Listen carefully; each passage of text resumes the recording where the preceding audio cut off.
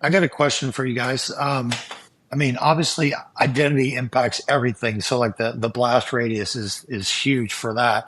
But one of the things that we looked at even was just your straight SaaS applications, and some have become incredibly important to just running the business, and a lot of them, you have really no ability to do much about whether or not those things are up or whether or not the recovery is right. Like especially, if you work with an organization that's specific to your industry, so maybe it's not that big. It's not a Salesforce type of application, but it's more niche than that. Then, are they keeping the data for 90 days to make sure that, there's not something hiding in there? And then what's that process look like if all of a sudden there is some sort of disaster? How long does it take to recover? And it's kind of I don't know, for me, more and more of your applications are SaaS based. It starts to be a challenge to think about, okay, there's really not much I can do beyond at least validating what their processes are and who do I contact if there's issues. But in a lot of cases, you can't back the data up. You can't necessarily pull it out. And you certainly can't stand that application up somewhere else if it fails. So it's just a matter of we just throw our hands up and say it is what it is with SaaS. Well, it's an interesting deal because if you're not swinging a big check to some of these third parties, I mean, you're talking to AI recording a problem, right? Right. You got a CEO or somebody sitting here, why is my application down? And you're on the phone or you're chatting with an AI bot trying to get them to understand I need to open up a case and it's a priority one. So, if you spend millions and millions of dollars, you can usually, talk to a live person, but it's becoming more challenging now. With all the applications, you can't talk to somebody live.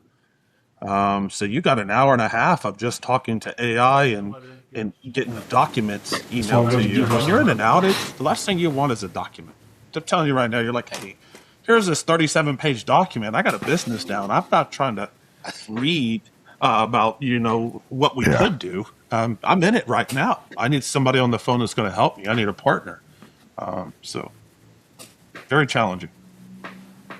So I have a question as well. I was thinking, now, Joe, your DR's in the cloud, so I don't think you apply here. But I think with the hardware challenges we're having with pricing and supply chain and how long it takes to receive hardware, I'm just thinking customers that have traditional primary and secondary data centers, production and DR, active, passive, and then ransomware hits. Your environment, your infrastructure becomes a crime scene in some cases, and all that hardware is no longer available, and you need to restore your data somewhere. I'm just thinking now customers that have physical DR and need to, the old way was buy some servers, get them installed, within a few days and try to get things back online. But now, I mean, it just seems to me like DR in the cloud is something that more customers are going to have to start going towards. I definitely think from a hardware standpoint, it makes sense, right, as a service. And I think, when we talk DR, cost is always a factor, right? If I run, obviously DR costs start getting way up there. You can spend a lot of money in DR, and then usually the people that are challenging, they want to minimize that cost. And then, you can go cheaper, but now your recovery times are longer. You're not on the same drives. You're not on the same type of hardware. And we found a lot of gaps in the cloud where my on-prem stuff and IOPS, and depending on what you're doing, it's faster. And then when I recover this stuff in the cloud, I'm taking a 25% performance. And even if I spent the money, it's still not quite the same as when I'm running it native in my data center. So those are challenges, right? So even when we talk about DR, hardware costs are definitely a concern right now. There are services. We believe strongly in a product called Zerto. We use Cohesity for backups. We do the traditional on-site backups. We also, archive those into the cloud for immutable storage. We also do real-time replication between our on-prem and in-cloud data center with Zerto. There's a lot of companies that use that. Even if you didn't want to buy infrastructure or go to Azure, you can go to, a Rackspace or an island where you could just beam your VMs, whether you're on Nutanix or VMware, and it's just a service, and you'll pay for it. But like I always tell the business, if we ever go into a disaster recovery, I mean, there's no way I can keep you performing optimal. It's almost nearly impossible for a cloud provider to match the same hardware investment that we have in a multi-tenant environment. Yeah. And so that's probably the biggest challenge for us, testing all the stuff through. And usually when things happen, you never really test to, I'm going to have 45,000 people log in the next 2 minutes, right? It's usually in the real world, it's over a 12 or 14 hour window. And then all of a sudden you start learning things the hard way. Yeah. Like, why all of a sudden am I failing? Why are my services? Because everybody's just firing everything up at one time. And even with effective communication, you can't control that. I mean, you have to know if you took a big identity outage or you kicked everybody off the VPN, they're all going to try to do it at one time. You could try to send out an email like, please wait a couple of minutes. That's never going to work. Those are things I think every one of us have kind of gone through when we did these DRs, again, you never tested that. You never tested, I'm going to fail this application over. Boom, it works. Great. Let's fail it back. Now let's fail over 100 applications and now get 25,000 people to try to log in all at the same time, because that's what's going to happen. Yeah. And then you have a lot of systems that are bottlenecks that you never knew you had. So it's very interesting. I think the best way to learn is, trial by fire. I mean, you have to test it. But I think there's something you can't put a price tag on. That's experience. The guys that have gone through this, that have seen it, that lived in it, you've been trained, you've gone through the exercises. Those are the guys that tend to do pretty well, or the companies that do pretty well with the more experienced IT person that's not panicking, that understands the logical thinking. Because there's a difference between the one guy that acts a little crazy, and there's always that one guy in every company. The systems are down, the world's coming to an end, jump, right? And then there's one guy. Yeah, there's always one guy that's, hey, this is what we're going to do. Here's our plan. We've done this before, and you may miss a couple of windows, but he keeps everybody cool, calm, and collected, because you really find out what your engineering staff is when you have an event. Yeah. People are, I've known people for 20 years, and they completely operate different under pressure when there's that kind of pressure, right? And these are some of the smartest guys I've known. They don't operate in that, and everybody's standing over your back, right? It's not like you have a space and you can take a coffee break. I mean, I've done some where I didn't leave my chair for 40 hours, and people would bring me water, just keep going. So I think there's a lot of lessons learned, and it's very interesting to have podcasts like this and learn about what other companies have gone through, what their strategies are. I pick on identity because I think that's the easiest one. It's like the single thing, but I think there's a lot more to the modern data center, the modern application, than what a company takes to run today. I mean, it's very challenging. And I think we have a good handle on it, but there's always room for improvement, and it changes every week. So it's a big element, right? The care and feeding that has to constantly go into it to keep up with any changes, right, within the environment. And then I think really a big thing is to have that strong leadership voice, right, in IT, to say, hey, we got this, we have a plan, we're following that plan, and kind of in the firefight, so to speak, right?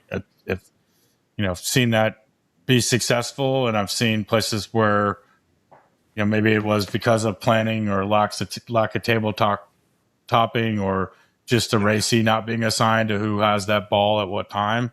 But I've seen that be a scramble, it'd be a challenge. So I think, where I've seen it be successful is, cooler heads prevail, cool, calm, collected under pressure, keep executing the plan, rework the plan. And I think everybody strives, every board member or every high level exec wants to see a step by step process of how we're going to do it. Like to Stephen's point, a run book. Like, here's our plan. See, here it is. This is what we do. If I'm hit by a bus tomorrow, somebody else can take this over. And it's just not that simple anymore. If it goes to script, yep. No, it's just not. I think you still have to have direction and a plan, but there's a lot of logical thinking on this and a lot of pivoting in these disaster recoveries. I mean, it just depends. Cyber attack changes the game versus hardware failures. The cloud changes the game. There's only so much we can control. I can't pick up the phone and tell Microsoft get their data center up. Good luck. I'm probably going to call John and Joe on the phone like, hey, I need to get a hold of Microsoft. They're not answering my call. Lighting a fire. Right. So I think there's a lot of pivoting, and I think, coming up with a plan and talking about it and practicing is always helpful. But like I said, I don't think I've ever had one event that went as planned. Yeah. I mean, unless it was a planned internet outage or a planned failover, those typically do. I know exactly what's going to happen. I know exactly what the guys are supposed to do. It's the unknowns when that stuff happens. It's still a challenge to today. Yeah, Joe, you brought up a good point earlier on the application side. So I think you need more of a business continuity plan, and I think you need like application dependencies, and because really with cyber warfare, you may not push the red button and just move from one data center to another. That's kind of easy. Now you might have to move specific applications independent of others, and you got to really understand how those applications work, who they talk to, what databases they need. It just gets a lot more complicated, and I think you're approaching it the right way. Some customers don't really dive into the applications in that much detail, and then in a disaster scenario, they fail because they can't bring up apps independently. There's just something that's not there. So I think you're being definitely ahead of the game in that regard. I think the biggest thing I see is where they focus too much on the technology and the mechanism, right? And it's like Zerto's great, and I'm sure it helps you, right? And you guys make good use of it, but you think about it holistically and layered, rather than just say, "Hey, we have Zerto, we're replicated," or "Oh, we have cohesity, we have copies," right? That's kind of the foundation layer, and a lot of places I see struggle, it's they don't take it anywhere above that, right? It's just that they have those, so then they're kind of backpedaling on their heels when they have to react to an event, right? And so practice is only going to make you so good. It's kind of like, I think I'm a boxing fan, so I think that you can kind of have sparring partners that can kind of emulate getting actually in the ring, but when the lights are on and you're facing the real opponent, it's going to be a lot different. So you have a bit of a script, but you're probably going to have to ad lib and go off script just depending on the scenario. But I think for me, going just a few steps beyond, hey, we're doing the basics and have the copies of the data or have the replicated copies and the places to recover to, and we solved the networking, right? And that's all great, right? But just thinking that next step, what does that actually look like? Just even practicing it out consciously in your mind, talking it out with your team, it makes you be able to think on those situations on the fly too, right? As new things come up and the opponent's hitting you with left-handers that you weren't expecting, right? Yeah. And I think Terry said something about this too, is you get on these SaaS applications, especially security tools, insights, anything like that. Well, if you're having a problem in the cloud or connectivity issues, you've lost your only tool. and these engineers are relying on this. That's their visibility. I mean, if I have something that's going to analyze all my logs, I'm not manually doing that anymore. If that system becomes unavailable and I'm depending on it, it's important. It's like it's an important pillar that I have to account for. And we try to do this with all our SaaS applications. We have direct connects with our clouds. We have the internet, VPN tunnels, and backup. But if AWS East had a problem, the whole thing went down. there's not much I could do unless I really start moving that to a whole completely different region in AWS, and that's a whole different DR strategy, Yep. right? So I was just Absolutely. thinking about how you know, I think Joe, you mentioned that cooler heads, right? And for people being methodical and stopping and thinking about it, especially when you've got all this noise coming at you, right? You'll have, you know, executive levels like, okay, well, I need a status update every 3.5 minutes. And you're like, okay, well, we're just trying to dig in. And it kind of got me thinking about that. The ones that we've seen, the ones that have an IT team and an organization that I would consider well run and they work effectively together tend to operate similar in that type of scenario, where the ones that are chaotic and everything's kind of always a fire drill, it's not going to get better when all of a sudden you're in a DR situation or you're under a cyber attack and now there's more pressure ramped up, right? And I think that's true of some of the things that we've seen is that when you get 10 people, everybody's just panicking and just banging away on the keyboard trying to do things, it just delays everything versus the folks that says, all right, everybody, let's simmer down. Here's what we're going to do. Let's start walking through this methodically, make sure we're communicating so we don't step on each other,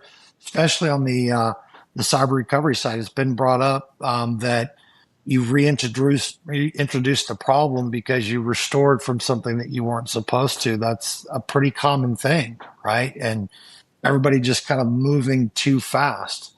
So I think that's interesting because that's not a technology thing. It's not related to that at all. It's really kind of a how do you guys operate culturally as a team? it's funny you mentioned that. What we do here is we have like 2 or 3 people with a defined role of like you are the communicator. Period. That's your role. You don't do anything else but communicate. So I only have really one person doing updates. And if that person's sick, his B player would step in because that's probably the hardest thing that we have is everybody would open up my door. Where are we at on this? Where are we at on Right. that? And you start having communication drift, and you got different teams doing things different. So I usually only have one person communicating. We have like a Teams channel that people can all join to get real time updates. I don't really want my infrastructure and my head architects providing updates. I need them working and restoring. I don't need them, spending half their time trying to update people. I need them working and staying focused. Usually we'll have 1 or 2 people with designated roles that will be the communicator through the whole event. And that helps. It helps because you start getting 7, 8 people sending emails around and chats. Things can get squirrely really fast. And then, your head architect, they want to go put that fire out. That's what they want to do. And they're like, no, I need you to focus on the bigger picture, So communication's probably the most, I wouldn't say the most important thing, but it's one of the most important things when you have an outage, right? People want to know. You need to be clear and precise on it, and realistic expectations. If I don't know, I will put a to be determined. If we don't know what the problem is, I can't give you a rest. I can't tell you we're going to be up in 2 hours. They may not like that, but that's the reality that we live in.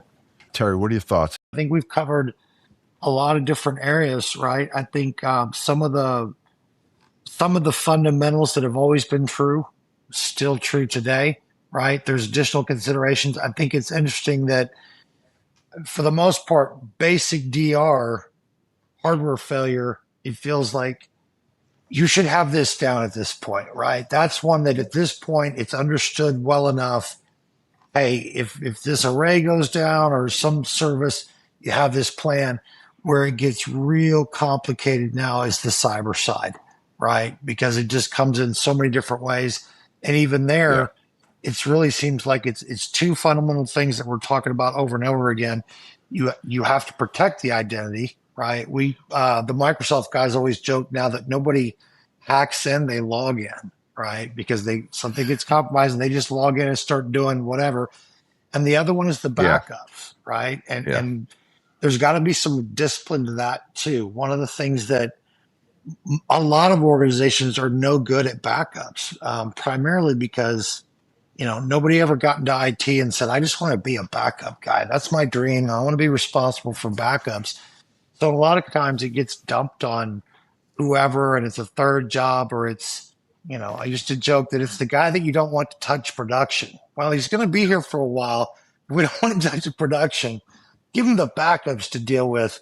But the folks that in a disaster go and realize, oh, you haven't backed everything up, or, you're missing pieces of it.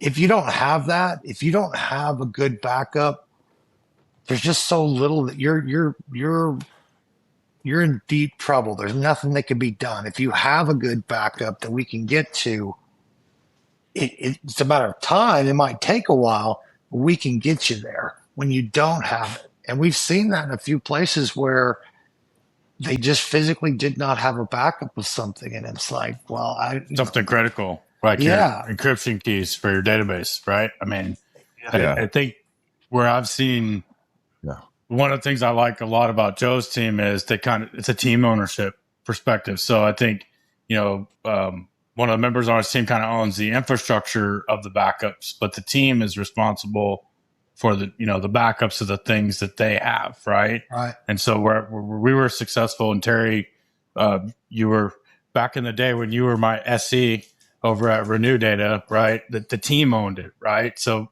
it wasn't about somebody owning Commvault or Net Backup. It was about that somebody owned that infrastructure, but every single person on the team with a server or with a switch config or whatever, they're responsible for making sure that was protected, right? And backup was just a conduit of how to do that, right? We make everyone. I mean, believe it or not, a lot of people do backup. They just never test it. Yeah, right. That's also true. Yeah, and I make every team member, especially with like a Cohesi, whatever platform you're on, you can sandbox this and make sure this data is usable. Right. Last thing you want to do is be in an event and you're trying to restore something. You're like, well, that's not supposed to happen. Those are like the holy grail of words you do not want to hear in a disaster recovery. Is that's not supposed to happen. And I've seen it, time and time again. It's hard to test 500 every month. We spot check, but I have everybody doing a restore 6 to 8 times every year for every application. Everybody on the team. Because the interface changes a little bit, who knows, whatever the case be. I mean, very rarely do we have failures, but it doesn't take long to spin it up in a sandbox environment, see if the data is still there and it's usable, and then fire it back down. I do believe that you have to continue to do those things and test it. If not, you're going to have a long road if things get south for you.